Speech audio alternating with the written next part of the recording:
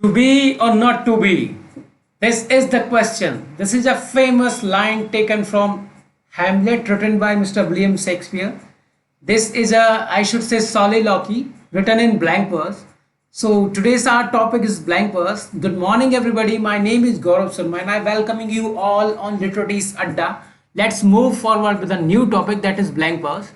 और हम डिस्कस कर रहे थे एलटी ग्रेड के संबंध में। ये अगला टॉपिक है, इसी चरण में हम आगे बढ़ते हुए आज ब्लैंक वर्स के बारे में बात करें। सुनिए, ब्लैंक वर्स होता क्या है, ब्लैंक वर्स का इंट्रोडक्शन क्या है, दूसरी बात किन किन मेजर ऑथर्स ने शुरुआत में ब्लैंक वर्स का इस्तेमाल किया। ठीक है, तो इस विषय में आज हम धीमे धीमे बात करते हुए आगे बढ़ें। ब्लैंक वर्स क्या है? Blank verse is unrhymed iambic pentameter.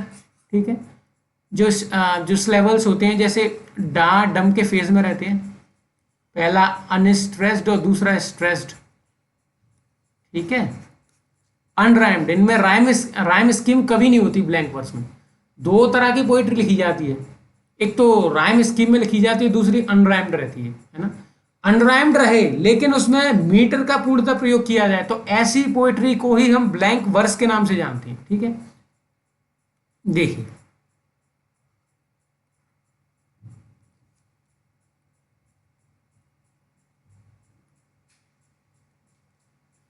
each line typically has 10 levels of 5 foot। कैसे 5 फुट? डा प्लस डम के पेयर कितने? 5। ऐसे 10 लेवल हो गए ना, 5 दूनी 10। देखिए, the rhythm follows an iambic pattern, unstressed और स्ट्रेस्ड का, है ना, जिसको डा डम डा डम डा डम डा डम डा डम, 5 हो गए ना, 10 हो गए टोटल। एंड राइम होता है। अब इसका बेस्ट एग्जांपल यदि आप देखने जाए तो ये है टू बी और not to be, that is the question, है ना। ये जो सॉलिलॉकी है ये कहीं ना कहीं हैमलेट की डिलेमा को दिखाती है कि should I go and murder Claudius और not as he is praying now before God. यदि मैं इसको अभी मार देता हूं तो ये भगवान के पास चला जाएगा, फिर मेरा इसको मारना व्यर्थ जाएगा। तो ये एक फेमस सॉलिलॉकी है, फेमस लाइन है हैमलेट से, टू बी और नॉट टू बी। ये लाइन स्वयं किस में लिखी है? ब्लैंक वर्स में। शेक्सपियर की खासियत थी, जब भी वो दुख में जाता था और तो वो अपने आप पोएटिक हो जाता था, और जब पोएटिक होता था तो उसमें ब्लैंक वर्स का इस्तेमाल बहुत करता था, है ना। तो ये लाइन वहीं से उठाई है, हैमलेट से, है ना। अब थोड़ा सा हमको ये पता होना चाहिए who is father of blank verse. Blank verse के फाउंडर कौन है? ठीक है, सुनिए। Henry Howard Earl of Surrey is considered the father of English blank verse. ठीक है, इनको father of English blank verse के नाम से जाना जाता है। किसको? हेनरी हॉवर्ड उर्फ अर्ल ऑफ सरे को, है ना। क्योंकि इन्होंने जो बर्जिल है ना, बर्जिल की एनियड है इनकी, ये ब्लैंक वर्स में इन्होंने ट्रांसलेशन किया था इसका, या कह सकते हैं ब्लैंक वर्स में इसको बदला था, है ना। ये एंशिएंट पोएट थे, ठीक है, बर्जिल। तो इनकी एनियड का जो है ब्लैंक वर्स में ट्रांसलेशन किया था, और इन्होंने यही मीटर के फिर फाउंडर बने, है ना। ब्लैंक वर्स की टाइप है ये। अब फीचर देख लीजिए, ब्लैंक वर्स के फीचर्स क्या क्या हो सकते हैं। मीटर होना चाहिए आयम्बिक पेंटामीटर में, 5 आयाम होने चाहिए, 10 लेवल होना चाहिए, पता है हमको। राइम स्कीम नहीं होती है, ठीक है। लाइन लेंथ रेगुलर होती है 10 लेवल की पर लाइन, 10 लेवल मतलब यही 5 आयाम, है ना। टोन एलिवेटेड होना चाहिए, flexible for serious themes. Elevated मतलब कह सकते हैं O my love you are just like goddess of love. अब इसमें टोन आप देख रहे होंगे एलिवेटेड है, मतलब हाई, बहुत ग्रैंडियर लैंग्वेज का इस्तेमाल कर रहा हूँ, ग्रैंडियर डिक्शन का इस्तेमाल कर रहा हूँ, बिल्कुल इसी प्रकार से, है ना। अब इसका यूज देख लीजिए। Popular in Elizabethan drama, epic poetry and philosophical verse, है ना। एपिक पोएट्री में इसका बहुत इस्तेमाल होता है, किसका? ब्लैंक वर्स का, भले ही राइम स्कीम ना हो, है ना। एलिजाबेथन ड्रामा में हुआ है, बताऊंगा। देखिए एलिजाबेथन ड्रामा में क्रिस्टोफर मार्लो ने इसका इस्तेमाल किया है, वही क्रिस्टोफर मार्लो जिनके द्वारा रचित फेमस वर्क्स हैं, जैसे टेम्बरलेन हो गया, टेम्बरलेन द ग्रेट, है ना। साथ ही साथ डॉक्टर फॉस्टस हो गया। इवन बेन जॉनसन ने ब्लैंक वर्स को मार्लो की माइटी लाइन कहा है, that blank verse is the mighty line of Marlowe called by mister Benjamin Jonson, है ना। तो एपिक पोइट्री के बारे में बात करता है, फिलोसॉफिकल वर्स के बारे में बात करता है। अब इसमें हम आगे चलेंगे तो best examples of blank verse in drama, है ना, इनके बारे में थोड़ा डिस्कस करते हुए हम आगे बढ़ेंगे। देखिए विलियम शेक्सपियर को पहले उठाते हैं। इनने कई प्लेस लिखे हैं, जैसे Hamlet, Macbeth, King Lear, Othello. ये इनकी चार और ट्रेजेडी है ना, सबसे ज्यादा पढ़ी जाने वाली ट्रेजेडीज। जूलियस सीजर भी इनके द्वारा लिखे थे, है ना।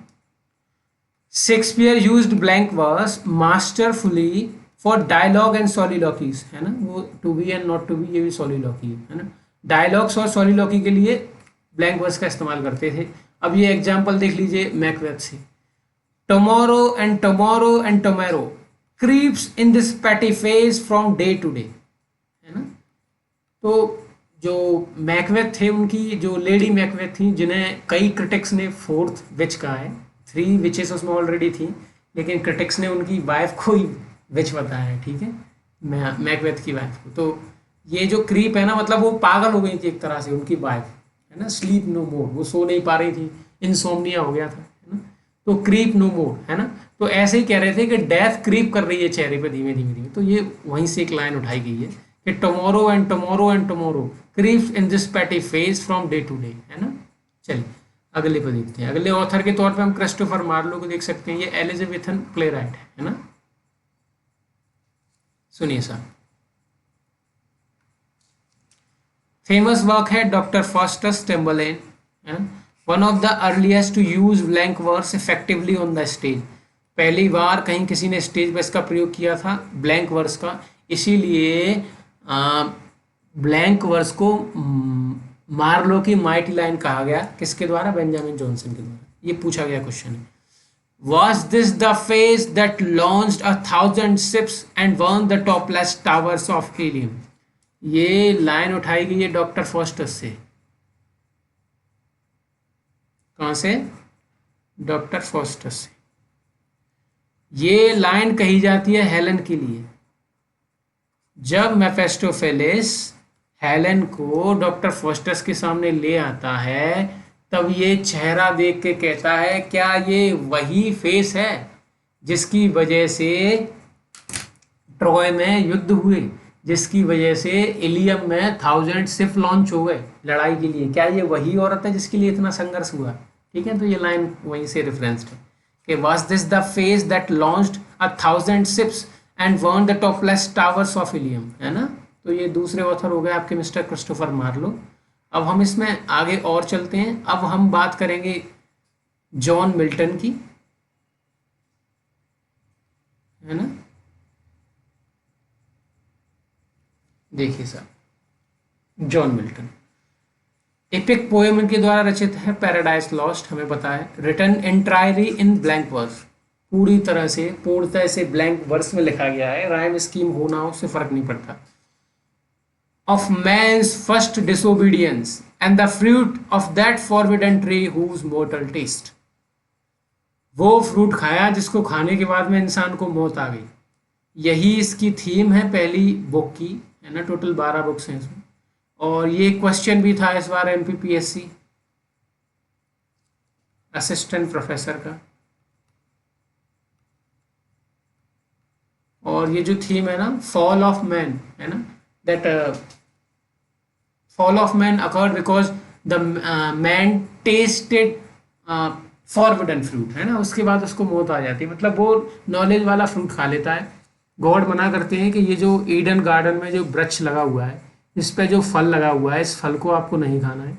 लेकिन जो विलन होता है पैराडाइज लॉस्ट का, सैटर्न, वो सांप बन के आता है और ईव को टेम्प्ट कर लेता है ना। कहता है कि ये मुझे देखो, मैं सर्प हूँ, मैं बोल रहा हूँ, ये मैं तभी तो बोल रहा हूँ जब मैंने ये फल खाया है। तो वो टेम्प्ट करने के बाद में, और शाम का इवनिंग का टाइम था, ईव भी थोड़ी सी भूखी थी, तो फल खिला देता है। उसके बाद में चूंकि उन्होंने गॉड के आदेश की अवहेलना की, तो उसके साथ ही जब एडम भी आ जाता है तो फिर वो देखता है कि ईव तो जाएगी, तो इसके साथ फिर वो भी खा लेता है, तो फिर दोनों को उनको पृथ्वी पे भेज दिया जाता है। वहां से पृथ्वी की शुरुआत मानी जाती है। गॉड ने इसलिए पृथ्वी को बनाया, नहीं तो पहले एडम एंड ईव दोनों गॉड के साथ ही रहते थे। ऐसा क्रिश्चियन माइथोलॉजी में कहा जाता है, ऐसी हमारी माइथोलॉजी में ऐसा कुछ भी नहीं है ना, क्योंकि हम इंग्लिश लिटरेचर पढ़ रहे हैं तो हमें पता होना चाहिए। ठीक है, तो ये पहली बुक की थीम है ना। चलिए, अब इससे आपको थोड़ा आइडिया हो जाएगा कभी अगर कोई कुछ पूछ ले तो, है ना। जॉन मिल्टन को हमने देख लिया, है ना। अब बेस्ट एग्जाम्पल देख लीजिए, मैं बता रहा हूँ कहाँ कहाँ ब्लैंक वर्स को देखा गया, किन किन वर्क्स में। ये जरूरी वर्क्स हैं, सब कुछ एक साथ हम कभी नहीं कर सकते हैं, पर जितना जरूरी लेकिन हो सकता है हम उन सब्जेक्ट्स पे बात कर रहे हैं। ठीक है, चलिए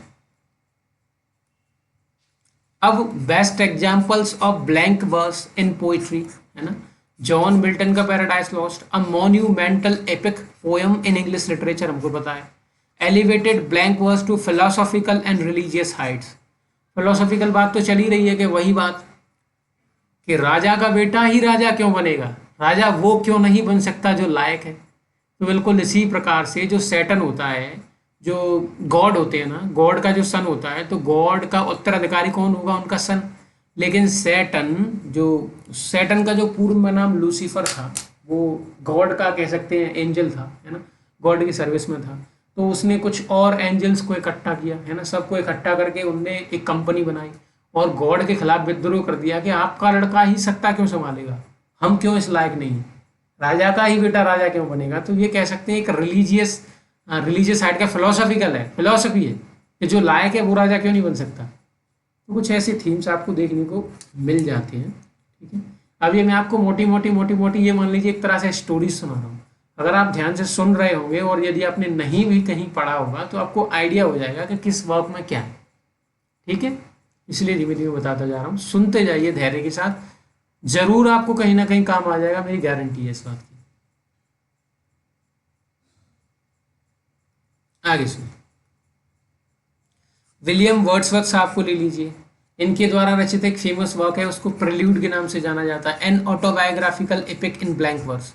इसको भी ब्लैंक वर्स में लिखा गया है। इस पोएम का पहले नाम हुआ करता था पोएम टू कोलरिज,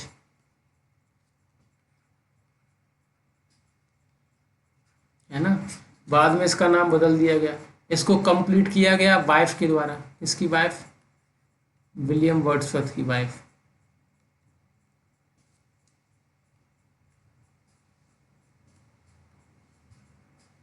जिसके वर्ड्स की वर्थ हो वही है विलियम वर्ड्सवर्थ, है ना। चलिए अब एग्जाम्पल देख लीजिए, there is a comfort in the strength of love, है ना, प्रिल्यूड से, है ना। It will make a thing endurable which else. कुछ फेमस लाइंस हैं, है ना, ऐसा कोई जरूरी नहीं है कि वो ये पूछ ले, बस थोड़ा आइडिया के लिए आइडिया हो जाएगा कहाँ से प्रिल्यूड से लाइन है ये। सुनिए अब आगे चलते हैं। अब आगे देखेंगे तो अल्फ्रेड लॉर्ड टेनिसन के बारे में थोड़ा सा जान लेते हैं। Tennyson, Ulysses, okay, it little profits that an idle king by this still hearth among these barren cracks। Ulysses में क्या होता है, यूलिसिस कहानी है ओडिसियस की, है ना। ओडिसियस का ही नाम यूलिसिस है और इसका जो विलेज था वो इथाका था, है ना, इथाका। तो ये जब ट्रॉय से वॉर लड़के लौटा तो इसके साथ इसके कई कंपेनियन थे, तो सब जा रहे थे। तो जब सब जा रहे थे तो इनको कह सकते हैं ये अपने घर पहुंच नहीं पा रहे थे, समुद्री यात्रा में बहुत दिन तक लगे रहे। तो उसके बाद ये एक आइलैंड पे पहुंचते हैं, है ना, आइलैंड पे पहुंचते हैं। तो उसके बाद में ये कुछ एक विशेष प्रकार के फूल खा लेते हैं उनको, उनके बाद में इनको ऐसा नशा होने लगता है कि अब कोई क्वेस्ट नहीं है, कहीं जाना नहीं है, यहीं रहना है। ये इनके द्वारा एक और फेमस वर्क रचित है जिसका नाम है लोटस ईटर्स। ठीक है, यूलिसिस, लोटस ईटर दोनों एक ही इंसान की कहानी है, वो है ओडेसियस की। ठीक है, यूलिसिस इंग्लिश नाम है ओडेसियस का और ओडेसियस ग्रीक नेम है। चलिए साहब, अब थोड़ा सा ये जान लेते हैं ब्लैंक वर्स और फ्री वर्स और राइम्ड वर्स में क्या अंतर है ना। चलिए, पता होना चाहिए हमें दोनों में क्या अंतर है।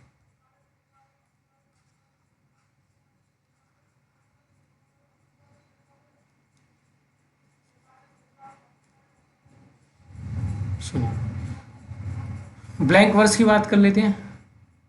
आयम्बिक पेंटामीटर में होता है, राइम नहीं होती है। फ्री वर्स ऐसा है कि ना तो उसमें कोई मीटर होता है ना कोई राइम होती है।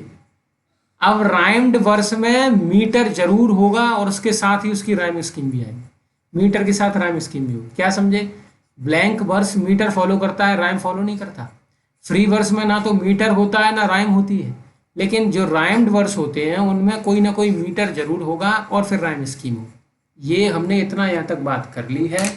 अगले सेशन में हम अगले टॉपिक के साथ आगे बढ़ेंगे। तब तक के लिए बहुत बहुत धन्यवाद मेरे साथ बने रहने के लिए। Thank you very much. We will meet again in next lecture.